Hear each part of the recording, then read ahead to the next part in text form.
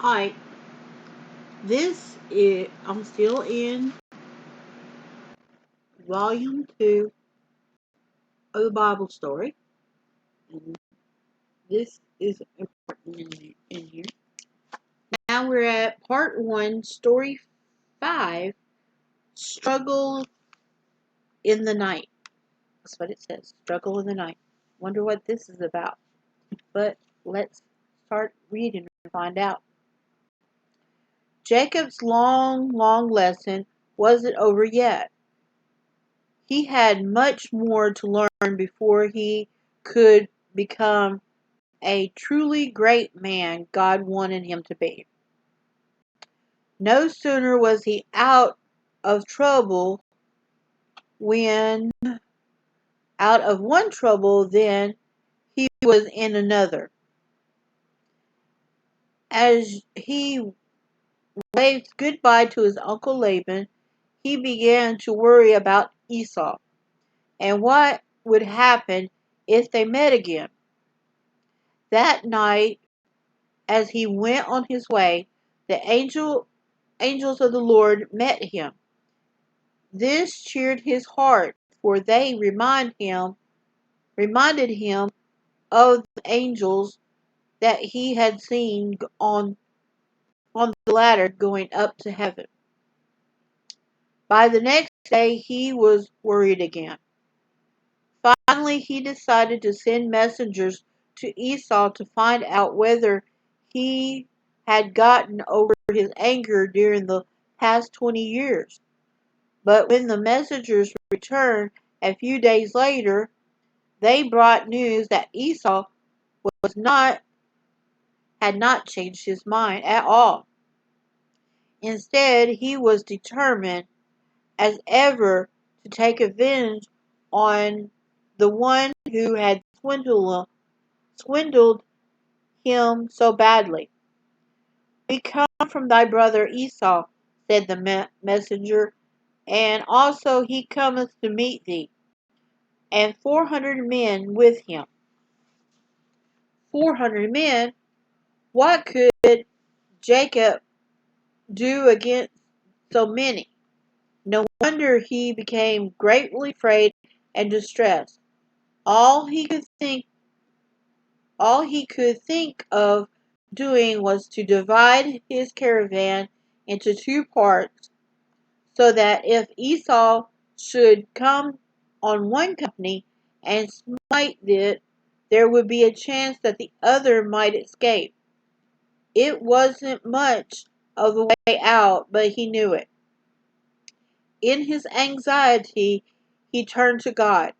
"O God, my father, God of my father Abraham," he cried, "and God of my father Isaac, the Lord which saith unto me, Return unto thy country and to thy kindred, and I will deal well with thee.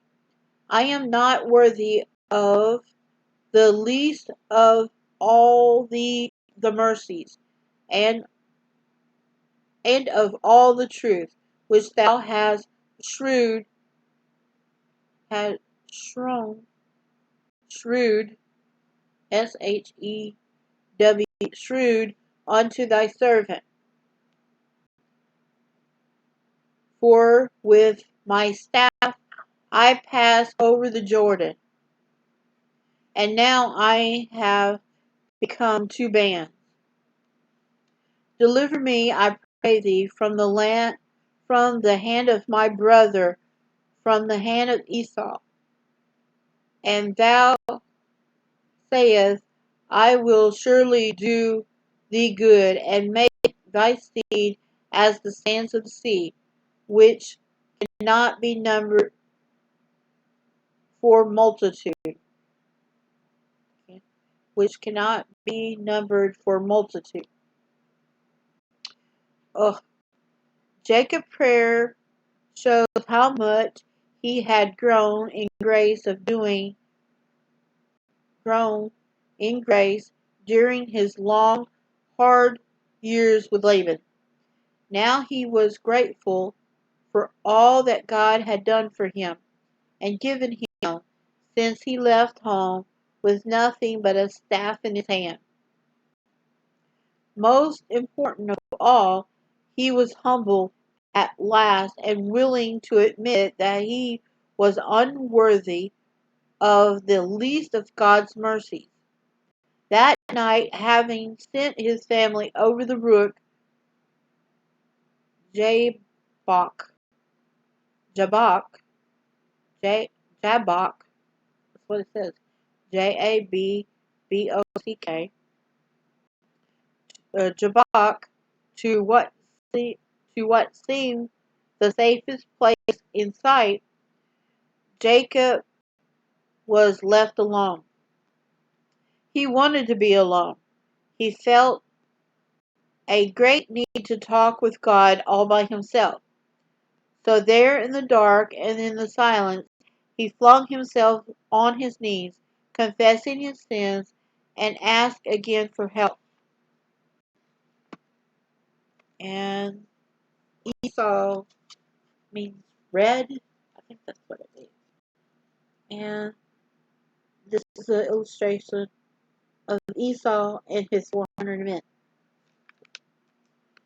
Uh, if I get my thing right, but that's what it is. Ooh, and I love this painting. I might make me one. Okay, it's a painting by Harry Anderson. The caption says, "In the early morning, Jacob found himself wrestling with an angel of God, whose power he could not overcome. Tired and lame, Jacob then pleaded with the angel for his blessing." And definitely looks like actors in this for model. And I might recreate it. I don't know. That's an idea. But that's the caption for that and everything. And that's the illustration. Let's get back to our story. Ooh, so interesting. And I really want to do it. Suddenly he felt himself grappling, gripped by strong hands, and started up in terror. Perhaps one of Esau's men had found him, and or perhaps some rightful robber had crept upon him. He struggled to get free, but it wasn't easy. His thigh went out of joint, and he was in great pain. Then he wrestled on until daybreak. Then it was that the wonderful truth dawned upon Jacob, that it was not a common thief, or whom he had been struggling, nor strug- had been struggling, nor one of Esau's men, but the Lord himself.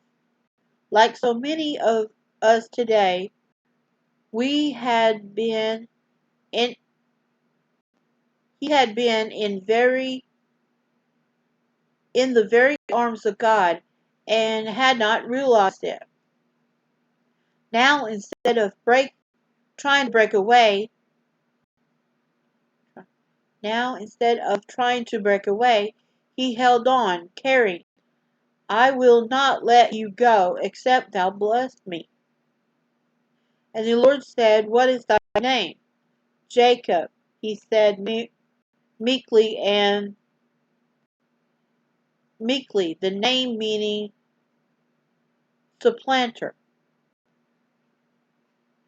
or cheat. "Thy name shall be called no more Jacob, but Israel," meaning a prince of God. For a for as a prince leads for as a prince hast thou power with God and with men, and have prevailed. Ugh, confusing words.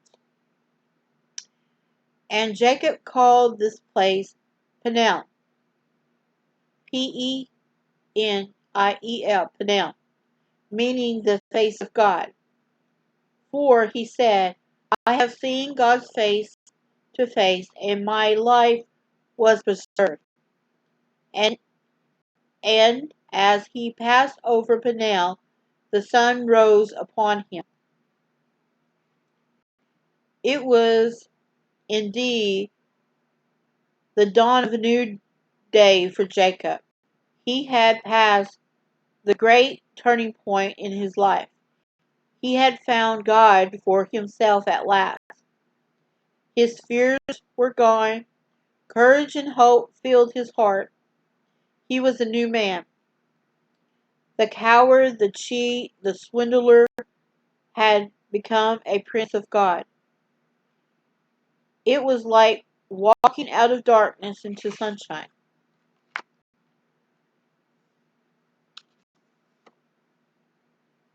And that is the end of story 5, part 1, story 5. And now we go to the next one.